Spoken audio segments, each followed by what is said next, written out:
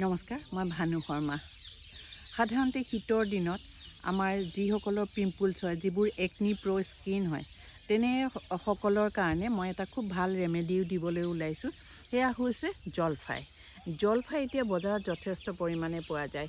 এইকেইদিন খুব জলফাই খোৱাটো অভ্যাস কৰি লওক। জলফাই সিজাই ল'ব, সিজাই পেলাই কেইটামান ধনিয়া পাত দিব আৰু তাতে ক'লা নিমখ দিব, দি পেলাই সদায় একাপকৈ খোৱা আৰম্ভ কৰক ভাত খোৱাৰ আগতে।